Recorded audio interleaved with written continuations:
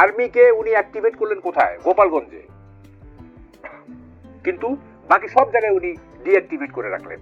BNP একটা liberal Democrat দল, কিন্তু এই দেশটা আল্ট্রা রাইটিস্টদের হাতে চলে গেছে। This is the main crisis. দেশটা আল্ট্রা রাইটিস্টদের কাছে চলে গেছে, বিএনপি লিবারেল ডেমোক্রেট একটা দল। এই ক্রাইসিসটা একটা বড় ক্রাইসিস। এই ক্রাইসিস থেকে বিএনপি ওভারকাম করতে পারবে বলে আমার মনে হয় না।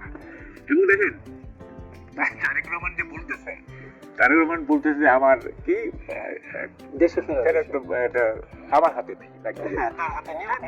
এগুলি আমি 5ই আগস্টে 3 মাস পরে বলে রাখছি খালেদ মহিউদ্দিনের শোয়ে। আমার সঙ্গে শামসুজ্জামান দুদু ছিল। He is not coming, he is not coming.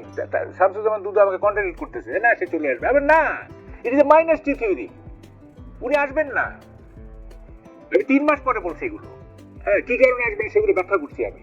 দেখেন সব বলে যাচ্ছে, কিন্তু যা বলতেছি সব বলে যাচ্ছে। হ্যাঁ, তো তখন তা বিএনপি নেতারা অন্যরকম নানা রকম কুযুক্তি দেখে। আমি তখন এই খালেদ মহিউদ্দিনকে বলছি, দেখেন আমি ডাকসু বিতর্ক প্রতিযোগিতায় শ্রেষ্ঠ বক্তা, আমাকে কুযুক্তি দিবেন না।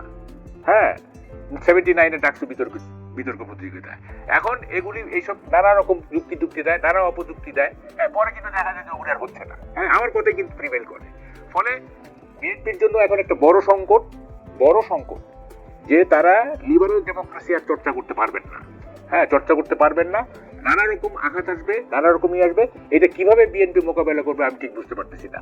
এবং প্রথম থেকে ভুল পলিটিক্স করে আজকে বিএনপি এই জায়গায় চলে আসছে। হ্যাঁ, এখন আমাদের সমস্যাটা কি, আমরা মনে করতেছি কি এটা খুবই দিস ইজ এ ভেরি, মানে আমি কি বলবো, যে ইলেকশনটা হয়ে গেলেই কোথায় এভরিথিং ইজ সলভ। হ্যাঁ, অথচ রাষ্ট্র কোথায় চলে গেছে। আমি তো বললাম কোনো ইমিডিয়েট সলিউশন নাই, কোনো মিড টার্ম সলিউশন নাই, কোনো লং টার্ম সলিউশন নাই।